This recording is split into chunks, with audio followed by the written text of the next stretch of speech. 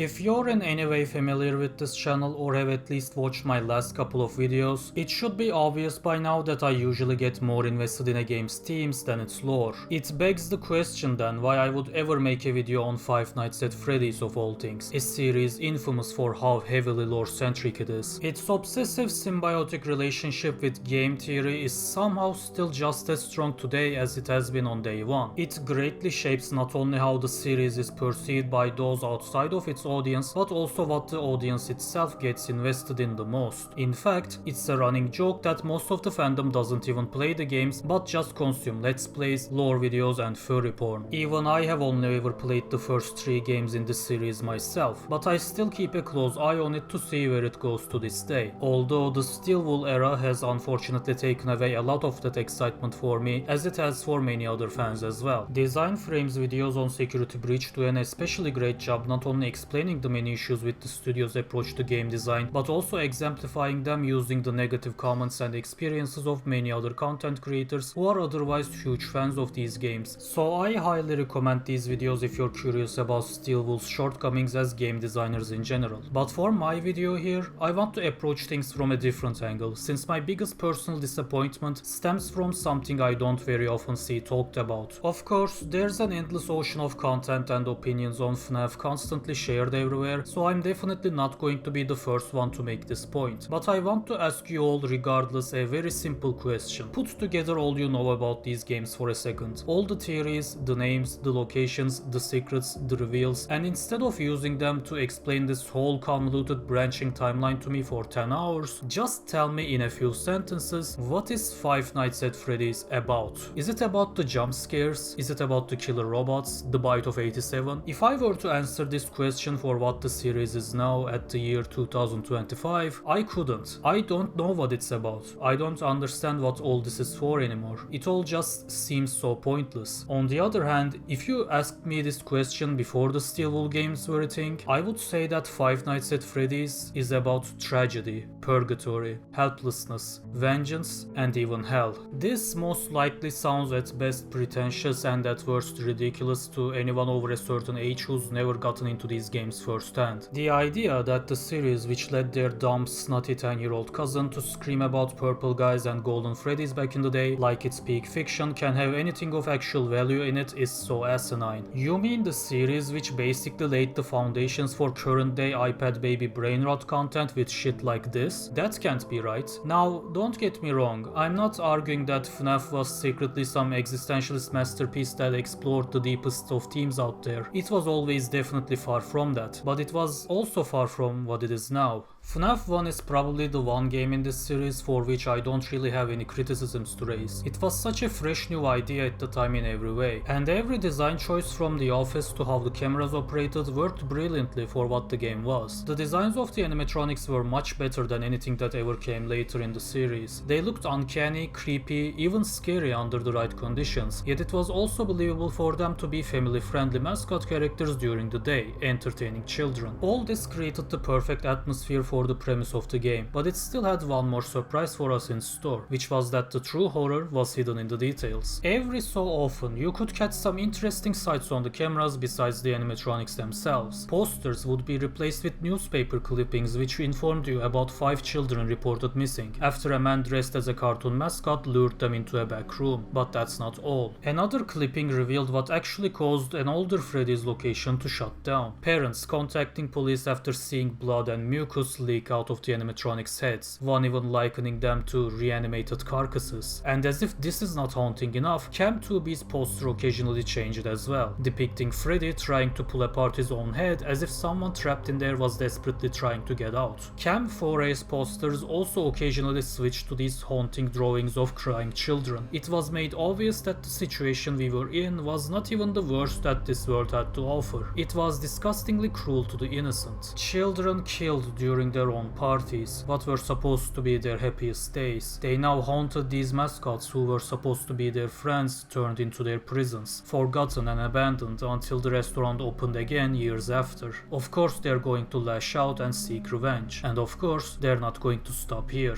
FNAF 1 excellently established this tragedy, and while the series kept taking some steps forward and some steps back with each entry afterwards, one thing it never failed to nail was keeping this at the core of the experience. The jump scares and loud noises were always the surface layer which muted the cries of the real victims buried under it. FNAF 2 was the loudest in this regard, with a total of 11 animatronics acting as threats, some of them even able to take more than one pathway. It was a massive jump in difficulty from the first game, which definitely made the player more active and dependent on their skill and reflexes, but it also practically erased any atmospheric tension from the game. It also meant that you died a lot, but the interesting thing is that you wouldn't always see the death screen. The rare death minigames in FNAF 2 were, I think, what really caused the theorizing craze around the series to escalate to the degree it still is today. It was this small handful of short 8-bit sequences that got everyone theorizing about who the purple guy was, if he had used the golden Freddy suit or something else as his disguise, and if there was one of them or multiple. But as fun as playing detective might have been then, these minigames were never really about the killer but about the victims. In one, you were forced to watch helplessly as a kid was murdered in cold blood right outside the restaurant. The phrase "save him" was spelled out in the background, but you couldn't do anything of the sort.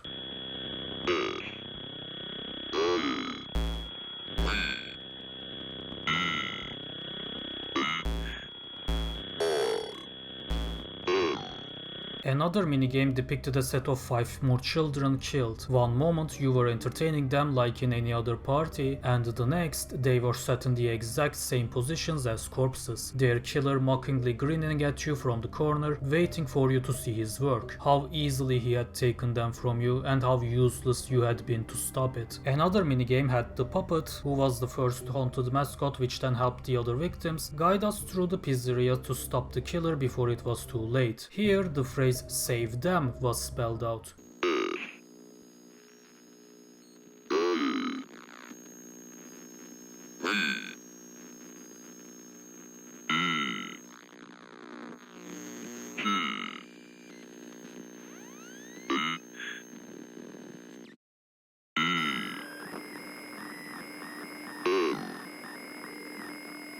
But once again, we were powerless to do so. The killer approached us himself without hesitation when we faced him and confidently told us after the screen faded, "You can't, but maybe we could do something else." It was already too late to save them, but maybe we could help them get revenge. FNAF 3 took a direction that no one was expecting at the time after the first 2 games. The atmosphere seemed great at first, a return to the FNAF 1 aesthetic, yet the tension quickly disappeared once again after the phantoms got introduced. These ghost animatronics were perhaps not as persistent as the crowded roster of FNAF 2, but they still appeared quite frequently, with their jump scares not ending the night, but causing other inconveniences to you in order to help the main threat. Bombarding the player with non-lethal jump scares was certainly a choice, but at least that one main threat I just mentioned was actually implemented in a smart way, especially considering how FNAF 2's gameplay loop was. But I'm not here to talk about that, obviously. I'm here to talk about how Springtrap's introduction elevated the story being told and the themes established. The minigames this time showed us the purple guy luring the haunted animatronics to a back room one by one to then catch them by surprise and dismantle them, most likely thinking that this might tie up any loose ends. This backfired on him horribly though. The spirits didn't fade away once their hosts were destroyed, but instead came together to directly confront him, cornering him in that very back room with nothing but his old murder suit. I know this is kind of off topic, but I still don't understand what his plan was here, even if the springlock failure didn't happen, especially considering his confident laughter right after getting inside. Like, how was this going to help anyway? It's a springlock suit, not some magical spirit repelling armor. But regardless, the springlocks failed, impaling and trapping him inside the suit. The victims gave him a taste of his own medicine and finally faded away in peace, except they didn't. The phantoms are still here after all, aren't they? Still screaming at your face as they always did to set them free from this worst nightmare already. But again, you can't. Once you beat the game, you get a screen with all the classic animatronic heads lined up, lit like jack-o'-lanterns, which implies that the spirits are still trapped inside, accompanied by a text that says bad ending. How was this not enough? They've gotten their revenge. They've imprisoned their killer just as he had imprisoned them, watched him suffer and rot just as they had, and yet all this accomplished was the same dance as before, but in much direr conditions. You were dealing with angry kids lashing out in the previous games while the real villain of the story was God knows where, but now you're face to face with him, a cold-blooded, experienced killer. Unlike the previous games, Springtrap doesn't have a set path or two. He can go into any room or vent to make his way to your office. His jump scare can hardly even be called that. It's slow and not so in your face as any of the others. It gives off a calmer yet more sinister vibe, like he's not even screaming but quietly whispering, "I got you now."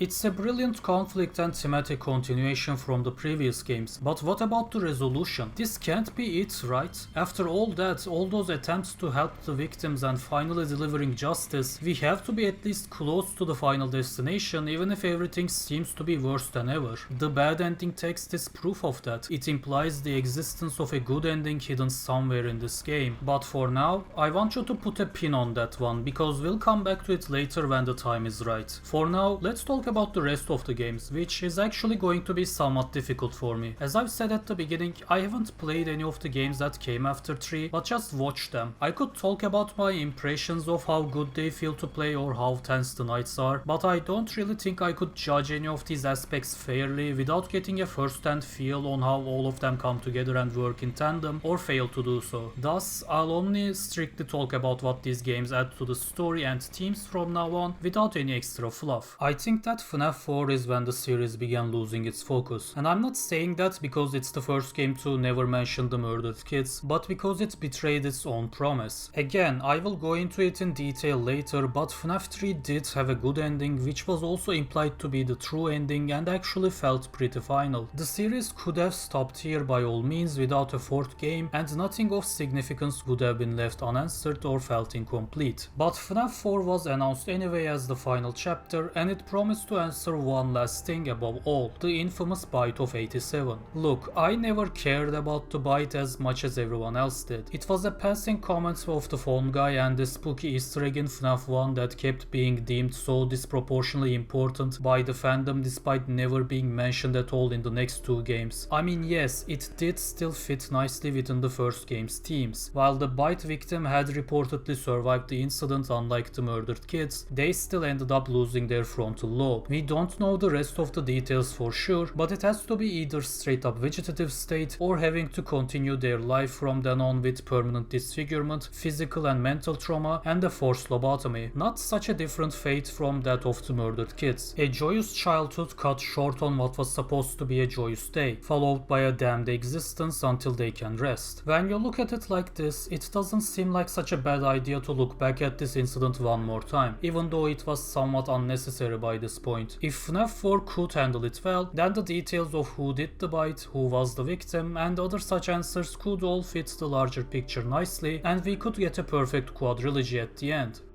FNAF 4 didn't handle it well. In fact, it didn't handle it at all. Instead, the bite shown at the end was revealed to be another bite in 1983 and not 7. We got a mystery box we couldn't open, accompanied by a text that implied future games to come, and the fucking everything up until and including now was a dream theory was introduced by Scott himself during a game theory livestream, because fuck what this series was about, right? Obviously, all the tragedy and suffering we witnessed in the previous games could be just a dream. Obviously, we needed more lore and more questions to answer in future games. Obviously, continuing this never-ending circle jerk party with MadBat was more important than putting this series to rest when it should have been put to rest. The Dream Theory was later decanonized, but still, fuck what this game did to the series. And yet, even so, despite all its shortcomings, it still understood one part of the assignment. There is still a bite victim here, even if the bite isn't the one we were promised, and this story is handled heartbreakingly heartbreakingly well. He is the youngest son of the killer, and while he isn't targeted by him the same way his victims are, fortunately, he's still neglected and even abused to some degree. He's frequently dragged to places he hates to be and locked away in rooms to not be a nuisance while his father's busy. He's also tormented by his older brother, always scaring him, suddenly appearing out of places like behind the TV and under the bed with a Foxy mask, uncomfortably reminiscent of how Nightmare Foxy works in game. This all culminates in the incident, when his brother and his jackass friends decide to prank the little man by making him give Fredbear a big kiss, and then... On 3, 1, 2...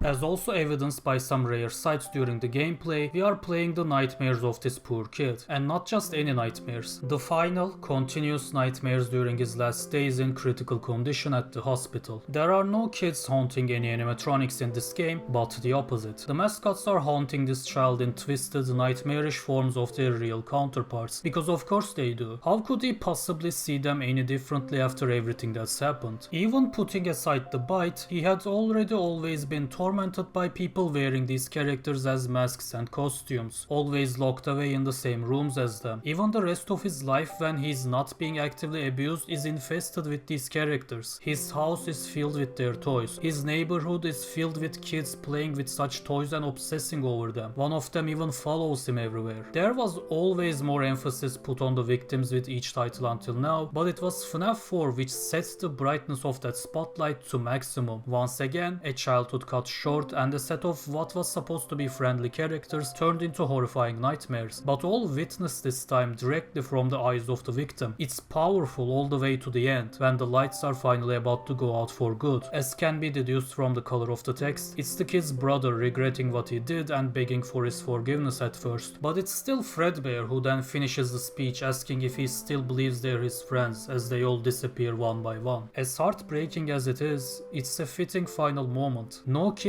deserves to go this early, in such a horrific way, and in the hands of those who were supposed to be his friends, not his nightmares. Yet even in just this family, this is not the only instance of that. To many, it's not FNAF 4 but Sister Location where the series betrayed what it was about, and for good reason. This game is straight up sci-fi, taking place in an underground facility, featuring animatronics with metal plating and insides that could not even be described as endoskeletons but endomuscles really. It's jarring, but it also lays the foundation of what I think was the most interesting and compelling idea the series ever explored. Sister Location changed perspectives once again, taking you out of the victim's shoes and putting you back in your old position, but not without a twist. The victim this time was fully aware and directly spoke to you throughout the whole game. And it was not just any victim either. You see, the identity of the killer, whom everyone was still calling Purple Guy until now, was revealed to be William Afton in this game, and we play as his son Michael Afton, the same son who is now seeking redemption after feeding his brother to Fredbear in the previous game. And while we're talking about that one, let's go back to that house in FNAF 4 because there's one interesting detail that I never brought up until now. It looks like William had a daughter too, so where is she? Ladies and gentlemen, let me tell you about Elizabeth Afton, tragically killed in classic FNAF fashion by an animatronic built by your own father called Circus Baby.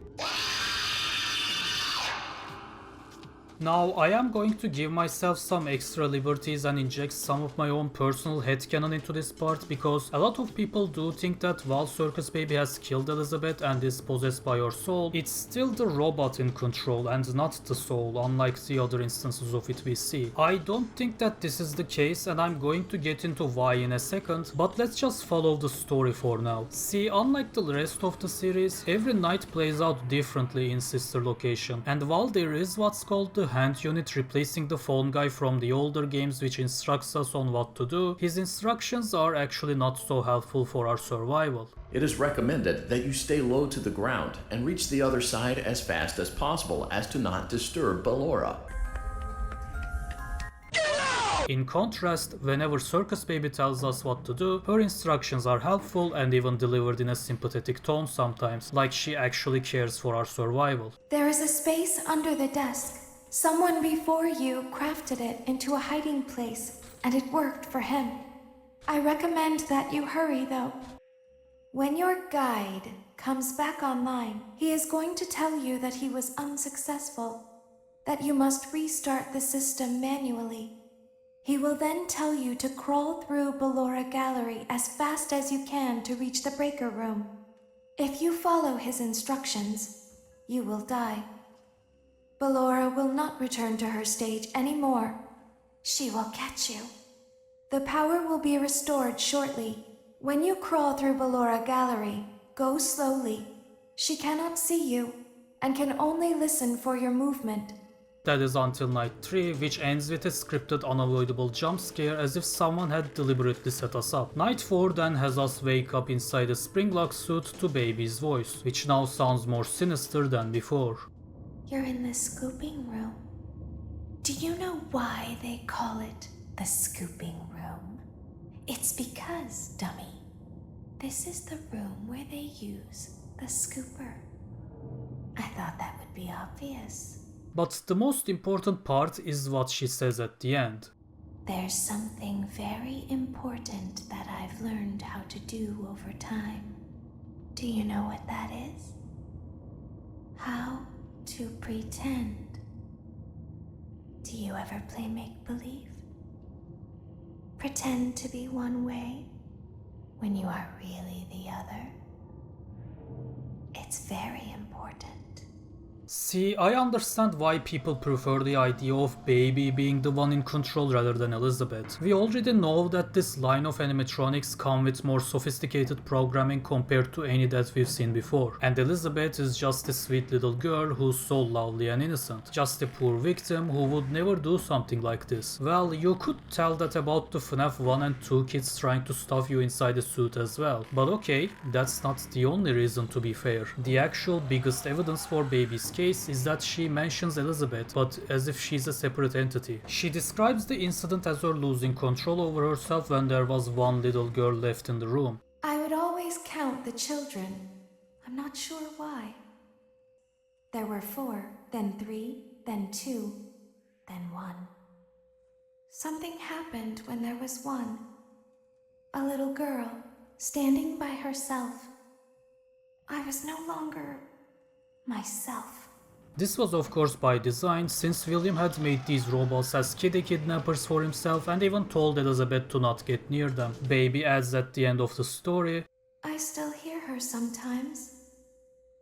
Why did that happen? She establishes two things with this line: the fact that she is separate from Elizabeth and the fact that she regrets what happened. But again, she establishes this, not some unquestionable narrator, but the robot or girl who has learned how to pretend. But why would Elizabeth pretend to be Circus Baby, especially when she's talking to a family member? And I say family member because Michael does say that the animatronics thought he was William, but why is he reliable? We don't really see any evidence of this. It doesn't make much sense that Elizabeth would have felt it necessary to provide William of all people so much guidance inside this place and around his own creations. For all we know, she might have been aware that this was Michael and still decided to sacrifice him for her escape at the end regardless. Maybe that's why she was pretending, to spare her brother from the knowledge that she knowingly and willingly did this to him. Or maybe it was to feel safe. Maybe she was shocked each time she tried to act as herself, to ask anyone for help. I know that I'm interpreting a lot here, but there's enough room for it. That's the beauty of having just the right amount of ambiguity in your story. The fandom is so often obsessed with solving lore that it often acts quick to immediately take anything any character says as irrefutable evidence. I'll keep myself from rambling on about this for any longer and just come to the reasons why I like to think that this is Elizabeth. The first one is that I think people overestimate the intelligence of these animatronics. It does seem that they have some amount of free will since they get get angry when they're shocked and stuff, but not only do they just do what Elizabeth says for the most part, but they also get easily tricked by things like fake audio and even get agitated enough to prematurely kill their escape ticket before the plan's all set in motion. And the second one, unsurprisingly, is that I think it fits better with what the games are about. In a way, we had already seen time and time again how these murders turned innocent children into killing machines, but until now, the animatronics always acted a bit animalistic, for the lack of a better word. Despite being possessed by human beings, it could be due to the limitations of the host that they were always a bit lacking in strategy, coordination and perception, even when the adult serial killer was one. They kept taking the same paths over and over again, being fooled by simple masks and audio lures, and never even spoke until now. Elizabeth, on the other hand, gives us a glimpse for the first time what happens when the vengeful spirit inhabits not a broken down pile of metal and plastic that can barely even stand, hear or see, but a state-of-the-art robot capable of seeing, hearing and speaking as clearly as a human does. And as if that's not enough, she's not even imprisoned but actively tortured until she learns to behave, but she instead learns how to pretend until she can free herself. Elizabeth has aged in there, and not pleasantly. She might not have a body to physically age anymore, but her experiences ever since her old life was cut short have definitely taught her plenty enough. Her every move has become so calculated, her goals so absolute, that even her own brother means nothing in comparison. There is no sentimental value for anything anymore. That kind of world has long passed, but it too can still be used if necessary. The alternate ending of Sister Location is conclusively non-canon, but it still gives one last horrifying detail for Elizabeth's character. She's so desperate during the last couple hours of this section for Michael to let her inside that she mimics her old voice, back before she became what she is now. The voice belonging to that little innocent girl that Michael knows as his sister.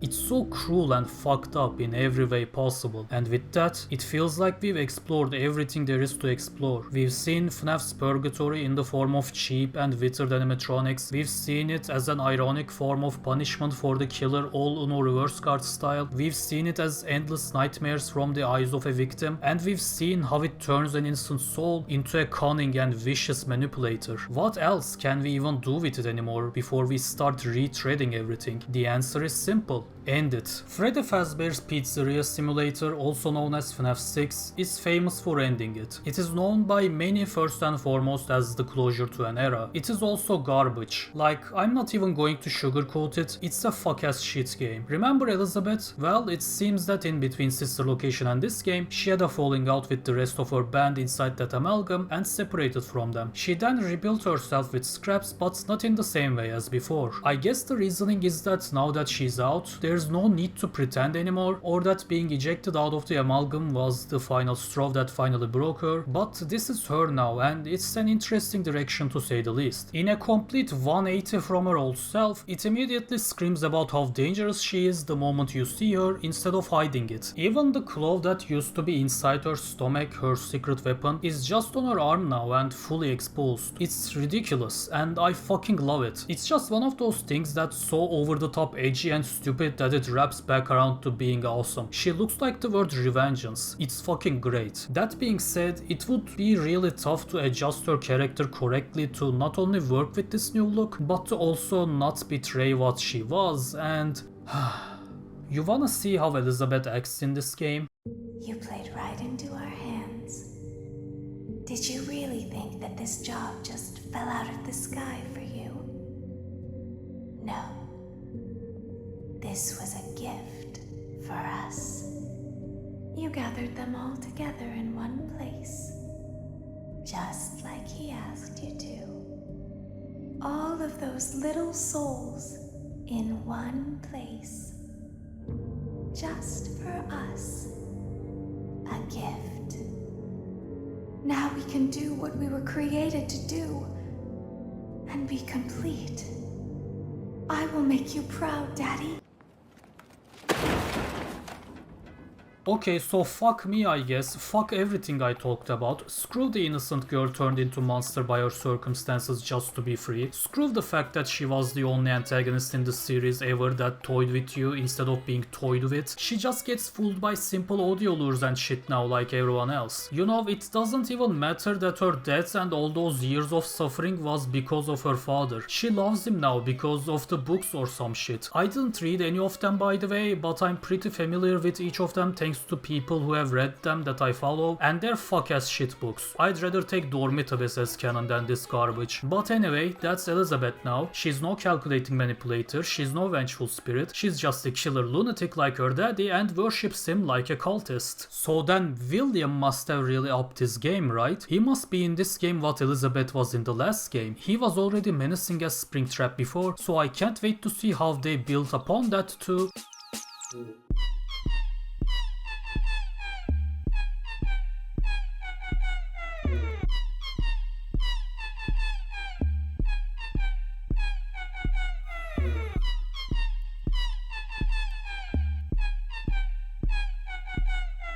Look at the top of his head. Also, do you guys know what really makes an intimidating villain? Fucking comic book villain quips, of course. What a deceptive calling. I knew it was a lie the moment I heard it, obviously. But it is intriguing nonetheless.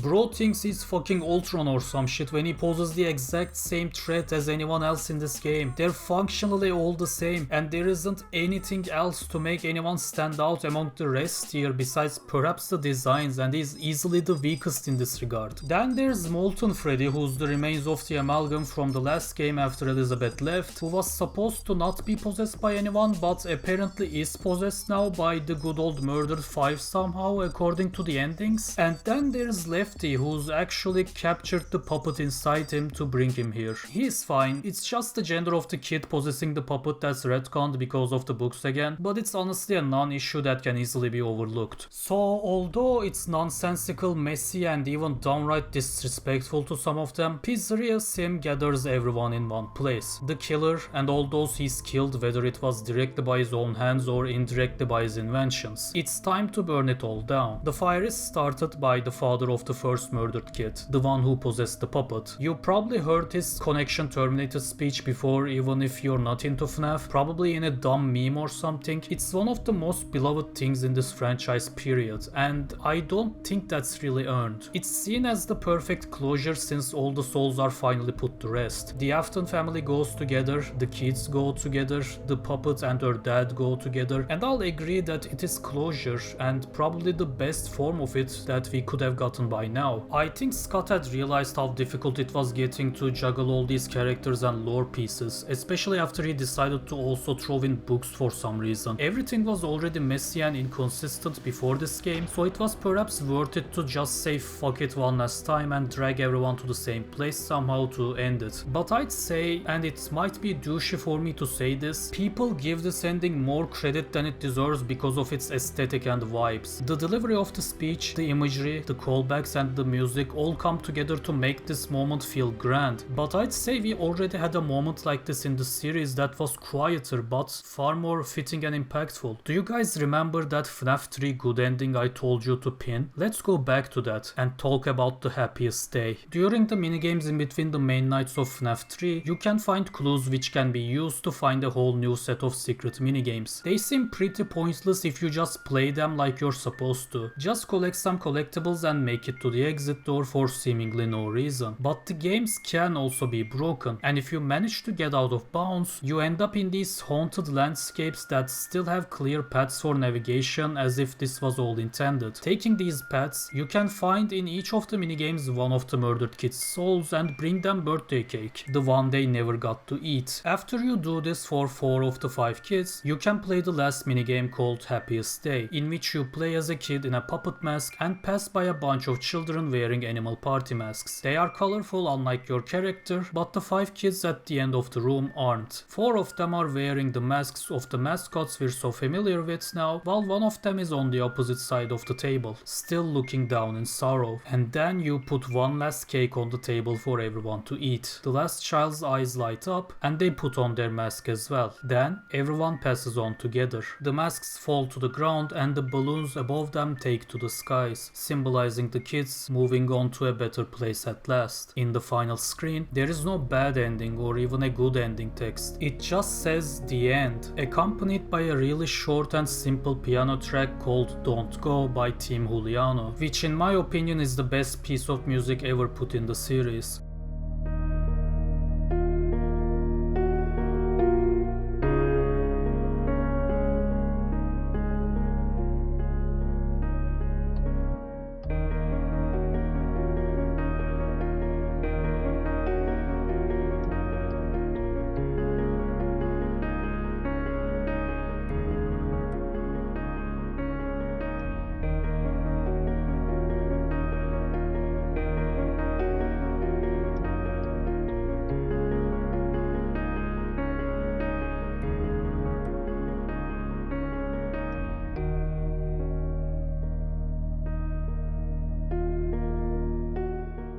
The eyes of the masks aren't lit this time. There's no one trapped in there anymore. They're all finally free. It's not just me who thinks that this was always the best ending for the series. As you all probably know, the FNAF community is nuts when it comes to its fan content. Many will tell you that there are fan-made series out there better than the original franchise even. I'm not going to go into that debate, but I will tell you that what many of them do is stop at this point. The Day Shift at Freddy's series, for instance, which is one of the most narrative heavy ones due to being a VN series, rewrites many major things, but it never goes past the Happiest Day. It crafts its own version of that as the ending and never bothers with anything that came after. The famous FNAF VHS tapes also cover the events up to and including the end of FNAF 3. And do you know what else all these fan games and analog horror fan creations do? They put the brightest spotlight on the restless victims, because that's what the series is about. One of the most beloved episodes of FNAF VHS has nothing scary in it and just features a heart-wrenching conversation between the kids possessing Bonnie and Chica. So how can you tell me that a fire was the closure they deserved? Pizzeria Simulator's ending just feels like telling these kids to fuck off already. It's such a half-assed and disingenuous goodbye, not even bothering to address them directly. All they get is a promise of someone else's idea of peace for everyone once the smoke clears. It's invalidating. It never takes into account what they really feel or need, and instead just forces onto them the closure someone else desires for himself. In contrast, Happiest Day feels selfless and genuine. You go out of your way to find and meet each of the kids in their personal hell one by one, to comfort them, to tell them, I'm sorry that none of you ever got to grow up. I'm sorry that none of you ever got to return home. I'm sorry that none of you ever got to see your parents again. And I'm sorry that you never got to celebrate your happiest day. I know this cake isn't much, but maybe we can still enjoy it together, in peace for once. Still to this day, this one little 8-bit minigame and this static screen, each accompanied by some of the simplest music tracks out there, evoke more powerful emotions in me than anything else in this series ever managed to. And this is why I never played anything beyond FNAF 3 in the series. Even if there were some things that I liked and at times even loved in them, FNAF 4 and onwards just robbed us of that moment's closure and tried to replace it with something that was more style than substance. But with all of that being said, it was still at least something. Even if the series tripped and fell constantly before finally dragging itself to the finish line, at least the core was always kept intact. It was always about the victims from the start and it never changed. Despite all, it was still Five Nights at Freddy's until the end. So let me finally come to what you're all here for, to why you've clicked on this video. Although the point I'm going to make should be obvious by now, let me still ask you, right now, in current day, what is Five Nights at Freddy's about? You may think that I wish that answer was the same as it had always been, but I don't. I've just said that the murder victim's story should have concluded at FNAF 3, so of course I don't want them to be dragged into this again after FNAF 6. But I do want something that has that same weight for the new story. Something that serves as that core theme, that connective tissue again. I am not against change. On the contrary, I want change. I also just want these games to be about something again. Because without that, it just keeps introducing and resolving things without any rhyme or reason. We keep following a timeline of events that we don't have any reason to follow anymore. The Scott era introduced the story it wanted to tell by the first game and hard committed to it by the second. It set a clear destination and never betrayed it, even if it occasionally paused for side stories. The end goal was always freeing the victims and stopping the killer. Here, I guess we're trying to stop someone. Is it Vanny? No, because Afton's still alive and controlling him, but no, never mind. That wasn't actually Afton but the mimic, and so Afton is actually still glitch trapped, so we have to stop him cause he's the one controlling Vanny as established in Help Wanted 1. But wait, in Help Wanted 2, she kills glitch trap, so she's actually the one in control now, so we gotta stop Vanny herself, but I don't even know what Vanny does. It's been 5 whole years since she was first established in Help Wanted 1, and the only clue as to what she even does is one sentence and a comic panel in one ending in Security Breach that mentions missing kids. There is no other franchise I'm currently following that feels this aimless, this clueless about what it wants to do or be. It only tries to give the illusion of depth to its young audience by dangling game theory bait in front of their faces, and it just feels insulting to me, because the lore of these games might have been memed for the longest time and be covered by game theory for sure, but it was always for something beyond that. It was to make people care. It was to make them get emotionally invested. It's been 3 years now since Security Breach was released, and I have yet to see or even hear about one fan game or analog horror project or anything of the sort inspired by that, while it still feels like dozens of them inspired by the old games come out each day. Do you remember this sentence from the beginning of the video? The idea that the series, which led their dumb, snotty 10-year-old cousin to scream about purple guys and golden Freddys back in the day like it's peak fiction, can have anything of actual value in it is so asinine. I didn't just say this because of my own assumptions. I said this because I see it all the time. People merely hear the name of this series and it's instantly a joke to them. Five Nights at Freddy's.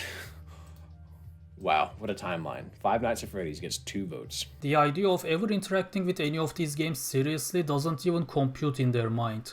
Damn, Silent Hill's looking crazy. Damn, look at this Silent Hill game. Jesus.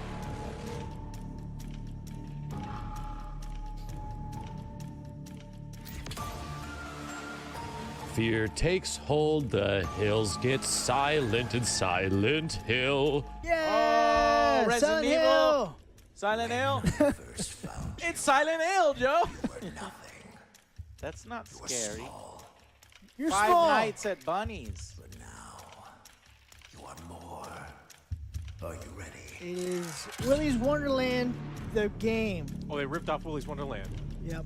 If they ever say anything positive about these games, it's either ironic or for a bit. Dude, FNAF. They got FNAF and Funko Pop. I can't believe it. I can't believe they really did it. All right, FNAF time. Here we go. It's finally time. Let's FNAF and go. I gotta solve the crime. I gotta solve the bite of 87. Oh, yeah, here we go. Hello, Internet. Welcome to Game Theory. I could respect a broken game that tried to be something. Everyone can respect a game like that. I could tolerate poor writing, a rushed production, or even straight up bad game design if I could only see a spark somewhere, anywhere, that sacrifice was for. What I can't stand is a bunch of games that do nothing but prove these people right. This series is about nothing now. There is nothing of substance to be found here amidst this mess. Nothing thought-provoking, nothing to shed tears for, and nothing to care about besides who the fuck is Mixies or who killed Glamrock Bonnie or some shit. Why the fuck should we care? None of these things have any weight or purpose. It's all just an attempt to make make kids point at the screen and gasp before we move on to the next one. What was once a false reputation is now reality. But what do you guys think? Am I right or am I wrong? And why? I'm genuinely curious to hear if you see anything in this new era that I'm not able to. Tell me your thoughts down below and let's see if we can reach a new perspective or not. But regardless of that, as always, take care of yourselves and thank you all so much for watching.